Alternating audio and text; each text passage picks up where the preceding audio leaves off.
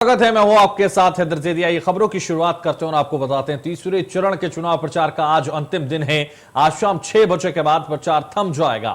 16 जिलों की 59 सीटों पर 20 फरवरी को होगा मतदान। अवध बुंदेलखंड में दिग्गजों की भिड़ंत होगी। बीजेपी के लिए चुनौतीपूर्ण पूर्व रहेगा तीसरे चरण का चुनाव। यादवलैंड में होगी अखिलेश की असली अग्नि परीक्षा।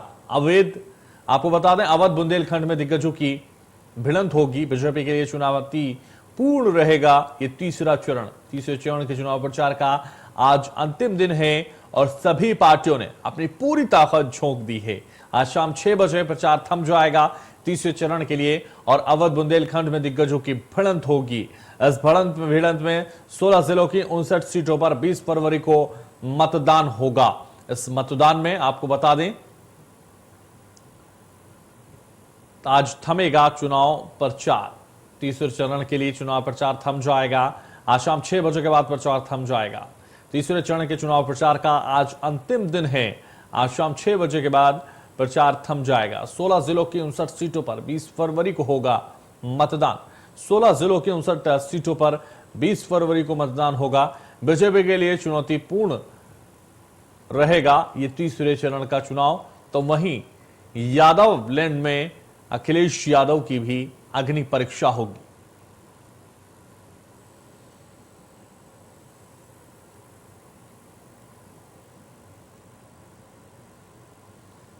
तो 16 जिलों के 59 सीटों पर 20 फरवरी को मतदान होगा। आज थम जाएगा तीसरे चरण के लिए चुनाव प्रचार। बीजेपी के लिए चुनौतीपूर्ण रहेगा तीसरे चरण का चुनाव। आज थमेगा चुनावी प्रचार, जहां लगातार अब अवध और बुंदेलखंड में सभी पार्टियां अपनी पूरी ताकत झोंक रही हैं, चाहे वो बहुजन समाज पार्टी हो या फिर समाजवादी पार्टी या फिर भारतीय जनता की बात करें तो वो भी, और कांग्रेस की हम बात करें तो वो भी पीछे नहीं है। सभी पार्टियां अपनी पूरी ताकत झोंक रही हैं ताकि उत्तर प्रदेश की कमान संभालने में उनका अहम किरदार निभा सकें वो।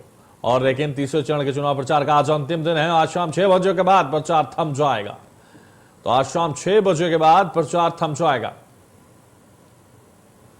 16 जिलों के 59 सीटों पर 20 फरवरी को मतदान होगा। तीसरे चरण के इस मतदान में लगातार जहां भारतीय जनता पार्टी को सत्ता रिपीट करने के लिए एक परीक्षा से गुजरना पड़ रहा है, तो वहीं लगातार यादवलैंड में वोटों को लेकर परीक्षा अखिलेश यादव की भी हो रही है।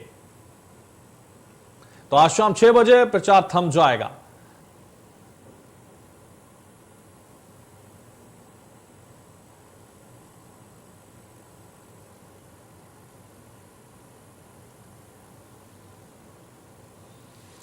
तो राहुल बाजपेयी हमारे संवाददाता सीधे कानपुर से हमारे साथ जुड़ गए। मनीष हमारे साथ झांसी से जुड़ रहे हैं और हमारे साथ एक और संवाददाता हमारे जुड़ेंगे। लेकिन आपको बता दें, जिस तरह से लगातार हम कानपुर चलते हैं और उनसे जान लेते हैं क्या स्थिति है। राहुल, जिस तरह से लगातार यादवलैंड में अब अग्नि परीक्षा अखिलेश यादव की है। जी, निश्चित तौर पर कहीं ना कहीं यादवलैंड की अग्नि परीक्षा है, क्योंकि अगर हम बात करें तो ये सेंट्रल यूपी का है, बुंदेलखंड अवध का क्षेत्र है। 2 चरणों में मतदान हो चुके हैं। तीसरा चरण 20 तारीख को होना है, जिसमें 16 जिलों के 59 विधानसभा सीटों में मतदान होना तय है। कहीं ना कहीं अखिलेश यादव का गढ़ है और भाजपा के लिए भी कड़ी चुनौती है। हम आपको बताते चले, कन्नौज, फरक्काबाद, इटावा, मैनपुरी, कानपुर देहात, इन सीटों पे चुनाव है। इन सीटों में कहीं ना कहीं समाजवादी पार्टी की अपनी एक पकड़ मानी जाती है, क्योंकि मुलायम सिंह का पुराना गढ़ है। अब इस गढ़ की अग्नि परीक्षा, अखिलेश यादव की अग्नि परीक्षा कब असली है, क्या भारतीय जनता पार्टी जो पूरी ताकत से मैदान में उतरी है और अखिलेश यादव को कड़ी टक्कर दे रही है। जी, तो बिल्कुल अखिलेश यादव को कड़ी टक्कर भारतीय जनता पार्टी जहां लगातार दे रही है। और मनीष हमारे साथ लगातार झांसी से बने हुए हैं। मनीष, मैं आपके पास आना चाहूंगा और आपसे भी समझना चाहूंगा, क्योंकि अब जिस तरीके से पश्चिमी उत्तर प्रदेश में 2 चरणों का चुनाव हो चुका है, अब अवध और बुंदेलखंड और पूर्वांचल के ही क्षेत्र रह गए हैं जहां पर चुनाव होना है। तीसरे चरण के लिए आज चुनाव प्रचार थम जाएगा 6 बजे। क्या लग रहा है, कांटे की टक्कर है या फिर किस तरह की स्थिति आपको नजर आ रही? बिल्कुल 16 जिलों में ये चुनाव के चरण का जो होना है, उसमें खासतौर पर बुंदेलखंड की बात करें तो बुंदेलखंड में काफी अहम माना जा रहा है और कड़ी टक्कर मानी जा रही है। हालांकि पिछले 2017 के विधानसभा चुनाव में बीजेपी ने यहाँ पर सीटें जीती और टोपा साफ किया था और दूसरे दलों दूसरी पार्टियों को एक भी सीट हासिल नहीं हुई थी और पूरी 19 की 19 सीटें जो है बीजेपी के खाते में गई थी। इसके बाद तो इस बार जो चुनाव है उसमें कहीं ना कहीं चुनौती बीजेपी के लिए है, क्योंकि बीजेपी को अपनी 19 सीटें बचानी है, जो कि पिछले 2 विधानसभा चुनाव में दोनों जीती थी। कहीं ना कहीं ये चुनौतीपूर्ण रह रहा है और क्योंकि तो गठबंधन में जो सीटें मिली है कहीं ना कहीं वो संकट में बीजेपी के नजर से देखी जा रही है कि वो संकट में आ सकती है और कहीं ना कहीं इन सीटों पर ज्यादा चुनौती बीजेपी अपनी तरफ से देख रही है। तो खासतौर पर बुंदेलखंड में 19 सीटों की जो बात करें तो 19 सीटों चुनौती की चुनौती है, लेकिन कुछ सीटें जो है वो काफी नजदीक जो है जिनमें टक्कर मानी जा रही है, उन सीटों पर भी बीजेपी की नजर रहेगी। जी तो बिल्कुल हर एक सीट पर नजर रहेगी और जिस तरह से यादव लेन में लगातार कहा जा रहा है कि अखिलेश की भी अग्नि परीक्षा होने जा रही है। हमारे साथ उमंग भी जुड़े हुए हैं कानपुर देहात से। उमंग, मैं आपके पास आना चाहूंगा और आपसे भी समझना चाहेंगे, क्योंकि अब लगातार तीसरे चरण की तरफ हम बढ़ रहे हैं। आज चुनावी प्रचार थम जाएगा, क्या स्थिति नजर आ रही है, क्या आपको लग रहा? जी बिल्कुल, मैं आप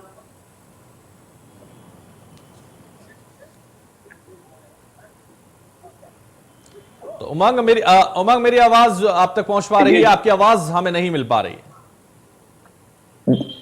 जी हम आपको बिल्कुल बता देना चाहते हैं। अगर कानपुर देहात की बात करें तो कानपुर देहात की अगर बात की जाए तो यहाँ पर समाजवादी पार्टी का गढ़ कहा जाता था, लेकिन 2017 के चुनाव में बीजेपी ने इस गढ़ को समाप्त कर दिया था। अब देखने वाली बात ये होगी कि सपा इस बार यहाँ पर क्या करती है और भाजपा अपने इतिहास को दोबारा दोहरा पाती है या नहीं। आज शाम को 6 बजे यहाँ का चुनाव प्रचार खत्म हो जाएगा। बिल्कुल उमंग, तो अब ये देखना होगा क्या सत्ता रिपीट करने में कामयाब होगी भारतीय जनता पार्टी, या फिर जो अखिलेश लगातार दावे कर रहे हैं वो उसमें कितने कामयाब हो पाएंगे। चलिए आप बने रहिए हमारे साथ आगरा से हाथरस से हमारे संवाददाता पीएन शर्मा भी हमारे साथ जुड़ गए हैं। पीएन शर्मा, मैं आपके पास आना चाहूंगा और आपसे भी समझना चाहूंगा किन मुद्दों पर वोटिंग की गई है और किन मुद्दों पर वोटिंग होनी अभी बाकी है। क्या नजर आ रहा है आपको? आप एज ए रिपोर्टर क्या देख पा रहे हैं? जी बिल्कुल, मैं आपको बता दूं जी, जो सबसे बड़ा मामला है, क्योंकि यदि भारतीय जनता पार्टी की बात करें या पिछली सत्ता की बात करें तो वो जातीय समीकरण के आधार पर ही सब कुछ चलता चला आया है। और वहीं यदि हम बात करें हाथरस विधानसभा सीट की तो यहाँ 3 विधानसभा सीटें हैं, जिसमें से सादाबाद विधानसभा सीट को सबसे हॉट सीट माना जा रहा है, क्योंकि यदि जातीय समीकरण के आधार पर उसकी बात की जाती है तो वो मिनी जाटलैंड या छिपरौली मिनी छिपरौली भी कहा जाता है, क्योंकि वहां 1 लाख से ऊपर जाट मतदाता है।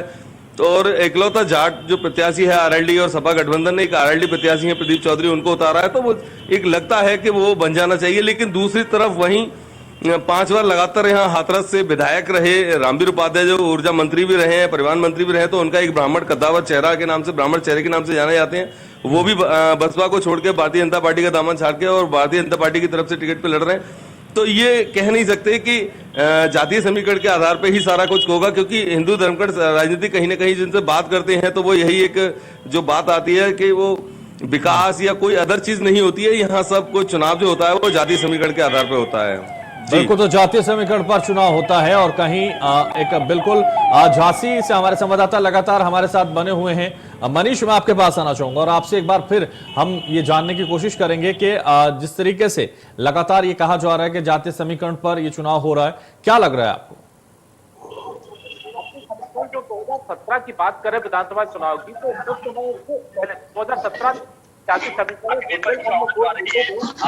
2017 में यहाँ की जनता ने जाति समीकरण को तोड़ते हुए यहाँ पर कुछ प्रचंड बहुमत में भारतीय जनता पार्टी की झोली में सीटें डाली थी। तो कहीं ना कहीं इस बार भी वही एक जातिगत हुए यहाँ की जनता इस बार वोट करेगी। पानी जो मुद्दे हैं, खासतौर पर विकास के जो मुद्दे हैं, पानी का एक मुद्दा है, बहुत बड़ा मुद्दा है,